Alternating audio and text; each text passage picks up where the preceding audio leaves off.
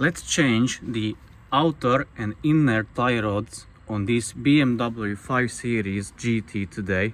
I'm gonna show you in detail how to change the outer and the inner one as well. The problem is that, or the thing is that it's not gonna be an official way to do it, because more likely I will need to use an angle grinder here and cut it in half, because I cannot get it loose, can't get this nut loose. So that's why I'm gonna use an angle grinder. So now I'm gonna undo this nut. This is a size 21 hex nut. I'm gonna use a size 21 hex socket on it and an impact gun. And after, I more likely will have to use there's the regular spanner and a Torx bit or a Torx insert to keep this one from moving and undo the nut that way.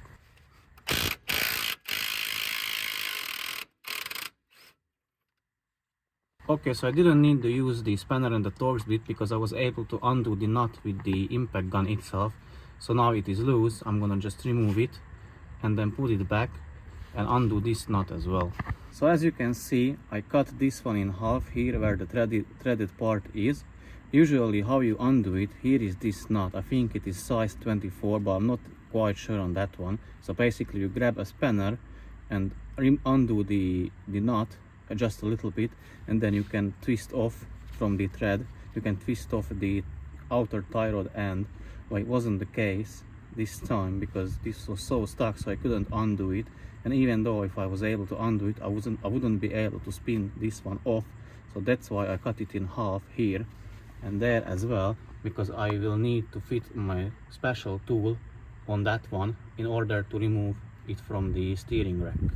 So let me show you how to remove it. So now we need to remove this rubber boot from the inner tie rod end. We need to remove this clamp first, slide it off, and there is another clamp in the rear or in the back.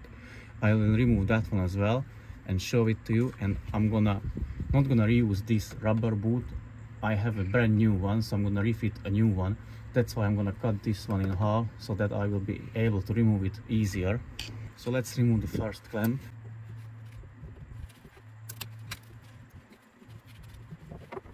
Okay, the first one is off.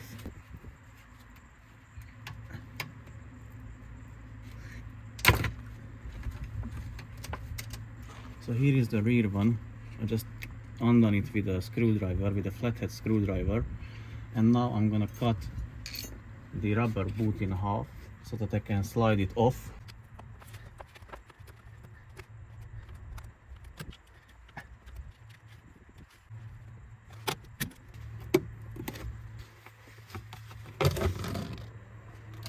And now I have access to the inner tie rod end. I'm gonna use a special tool in order to remove this nut or break it loose. I will show you that. So here it is from underneath. As you can see, there is the nut for the inner tie rod end.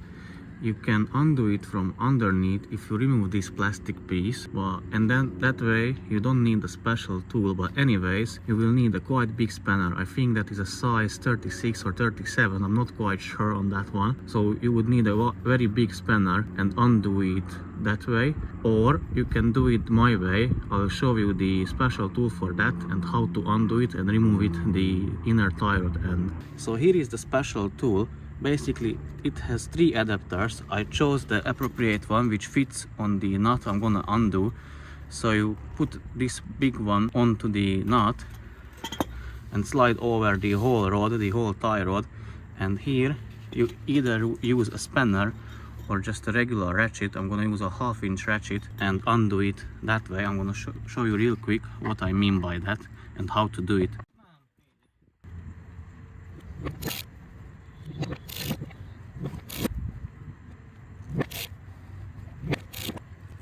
So here is the new one. We are going to refit it the same way as we removed the old one. So basically I'm gonna thread it this one first, and then I'm gonna use that tool to fasten this end of the tie rod end, and I'm gonna put the outer one onto this thread and gonna lock it with this locking nut.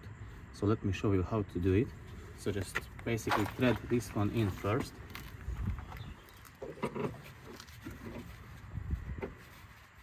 So I'm gonna use a special tool again, put it over the rod and then tighten it with this method.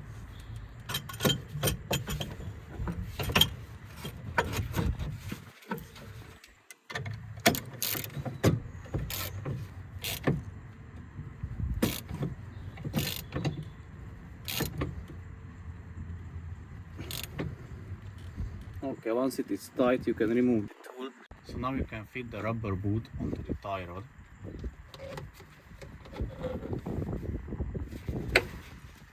Use the clamp provided in the kit, and then use a special pliers to tighten the clamp.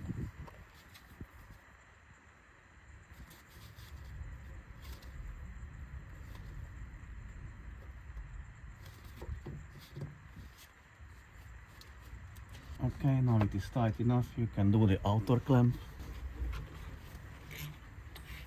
Squeeze it even with your fingers and pull it over. And that's it. It is done. Now we can fit the outer tie rod end and then reassemble everything back together. So have the locking nut threaded back on the tie rod.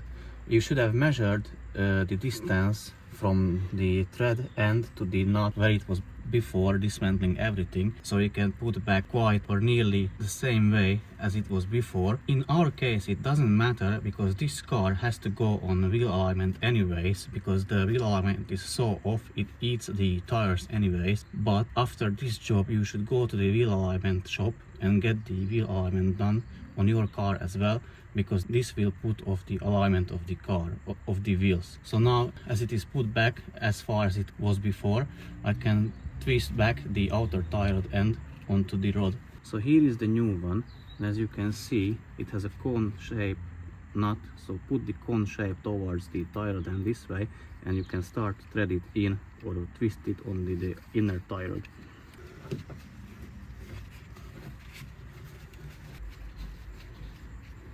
Once it has reached the desired position, you can lock it with the locking nut.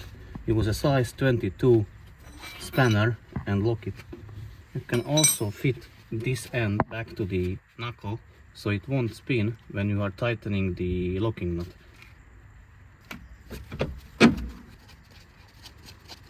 And now you can tighten the locking nut.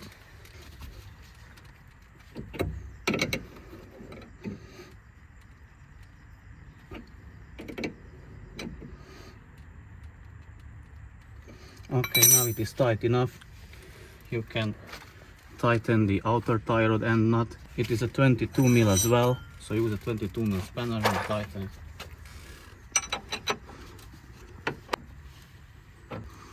So have it tightened all the way you could, so it is snug. And now you can put back the wheel. You are done with the job. But the last thing and very important is to go to the wheel alignment shop and get your wheels aligned. So that way the car won't consume any more tires. You can save some money for yourself.